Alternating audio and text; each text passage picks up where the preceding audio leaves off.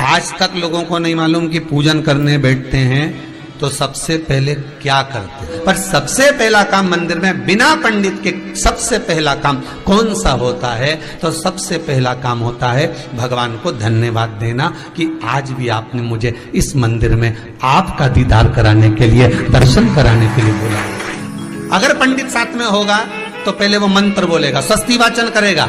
स्वस्ति वाचन करने में उसको अर्थात भगवान के लिए भी प्रसन्नता और आपके लिए भी। पर आपके पास कोई ब्राह्मण नहीं, आपको कोई स्तुति नहीं आती, आपको कोई मंत्र नहीं आता, आपको कोई साधना नहीं आती, आपको कोई तप नहीं आता, पर आप इतना तो कर सकते हो कि भगवान के मंदिर में जाकर उनको धन्यवाद दे सकते हो कि तेरी कृपा है जो मुझे चलकर यहां तक बुला लिया, 2 कदम चलाया, यहां तक बुलाया, ये तेरी कृपा है। और बड़ी कृपा करी जो डलिया भर के पूजन का सामान भी लाई, बड़ी कृपा करी जो दूध भरकर भी लाई, बड़ी कृपा करी जो कलश भरकर भी लाई। कितने लोगों का फायदा है कलश भरकर मंदिर ले जाने में? देखिए जरा कितने लोगों का फायदा। हिंदू धर्म में विष्णु पुराण में, पद्म पुराण में लिखा है, सौभाग्यवती नारी जब भरा हुआ पानी का लोटा लेकर कलश लेकर जाती है और उसको देखकर कोई व्यक्ति निकल कर चले जाता है तो जिस काम के लिए जाता है वो काम सफल हो जाता है। मंदिर का ही लोटा,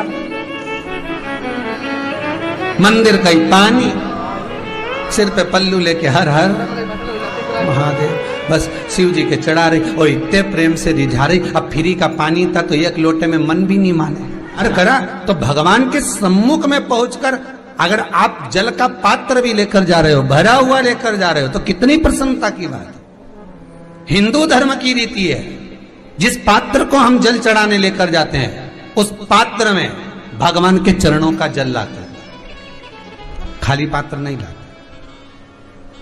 क्या लाते हैं? भगवान के चरणों का जल। उस चरणोदक को लेकर आए, घर में रखा, सबने अपने नैनों में लगाया, हृदय में लगाया, चित्तवृत्ति में लगाया।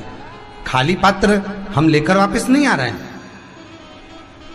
शिव मंदिर में जब जब जाओ, जल चढ़ाने के लिए जाओ, पात्र तुमने शंकर जी को पूरा पानी चढ़ा भी दिया तो शंकर के चरणारविंद का थोड़ा सा जल पात्र में डाल के भले 2 बूंद लाओ, 4 बूंद लाओ, इतना सा लाओ, पर लाओ और उसको पूरे परिवार के नेत्रों में जब लेकर आए हो चरणोदक तो लगाओ।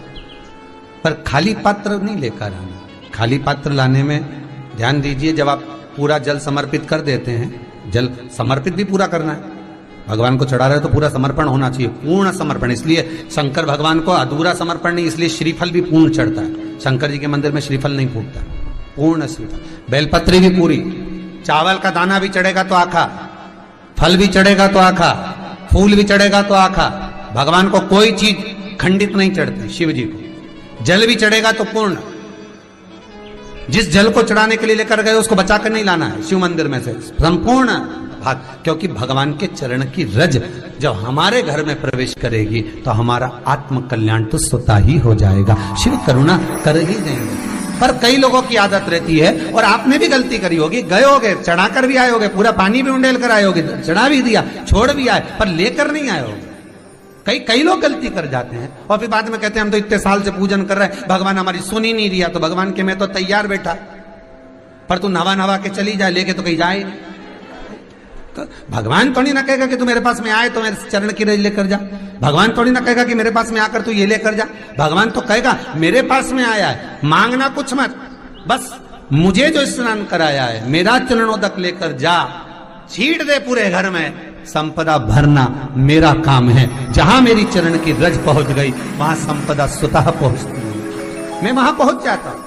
तो चरणों तक ले जा। पर लोग ले जाते हैं, पूजन करते, कलश भी उंडेलते, जल भी चढ़ाते, पर आते समय खाली लेकर आ जाते। भगवान को इतना बुरा लगता, मेरे दरवाजे से खाली जाए मुझे कितना बुरा लगेगा। जो आए वो भर कर जाए, भले 2 बूंद लेकर आओ, पर उसमें चरणों तक थोड़ा सा लेकर अवश्य आए।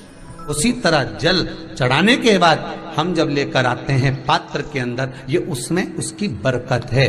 गर्ग संहिता में दूसरी चीज कही, उसको भी समझ लीजिए। गर्ग संहिता में कहा गया, जब आप घर से जल लेकर जाते हो भरकर, तो ये सृष्टि की जितनी नदियां हैं, पृथ्वी पर जितनी नदियां विद्यमान हैं, जितने तालाब, जितने सरोवर, जितने कुंड, जितने विराजमान हैं, उन सारे तीर्थों का जल जब आप घर से लेकर निकलते हो तो वो तीर्थ का संपूर्ण जल आपके कलश में आ जाता है। और जब आप उस जल को शिव पर समर्पित कर देती हो और 2 बूंद चरणादक लेकर जब जाती हो तो शिव महापुराण गर्ग संहिता पद्म पुराण कहती है वो जल साधारण नहीं रहता, वो गंगा जल बनकर तुम्हारे घर को पवित्र करने के लिए पहुंच जाता है। वो पवित्र गंगा जल बन उसको लेकर प्रवेश कर जाओ। हम बार बार कहेंगे भगवान के मंदिर जब भी जाओ ना, चेहरे पर प्रसन्नता होना चाहिए। किसी से मिलने जाओ ना, चेहरे पर अगर प्रसन्नता नहीं और ऐसे ही पहुंच गए ना तो वो श्रेष्ठता नहीं मानी गई। तुम तुम्हारी बहन के घर जाओ, सती मैया जलकर भस्म क्यों हुई? माता सती के भस्म होने का कारण क्या था? सती को पिता पर जितना क्रोध आया उससे ज्यादा क्रोध सती माता को अपनी बहनों पर आया कि मेरी इतनी बहन, ये 60 की 60 बहन मेरे सामने खड़ी रही और मैं आई तो प्रेम से मुस्कुराई तक नहीं। आप किसी के यहाँ जाओ और कोई के यहाँ पहुंचे और जाते से ही आप उस पहुंचे और कहा जी जी राधे राधे, जय श्री कृष्णा, हर हर महादेव, श्री शिवाय नमस्तुभ्यम, ओम नमः शिवाय आपने बोला और उसके चेहरे पर प्रसन्नता नहीं आया तो ऐसे घर में जाने से कोई फायदा है क्या? और आप किसी के यहाँ जा रहे हो तो आपके चेहरे पर भी प्रसन्नता होना चाहिए, सामने वाले को तो हो, आपके भी चेहरे पर भी। मंदिर में जब जब जाएं, गुरु के दरवाजे पर जब जब जाएं, परमात्मा के चरणारविंद में जब जब जाएं, माता पिता के चरणों में जब जाएं, घर के बुजुर्गों के पास जब जाएं तो तुम्हारे चेहरे पर प्रसन्नता होना चाहिए। भगवान को भी लगे दुख भले है इसको पर चेहरे पर प्रसन्नता है, इसको अब दुख नहीं देना क्योंकि इतना मुस्कुराकर ये मेरे मंदिर में आती है।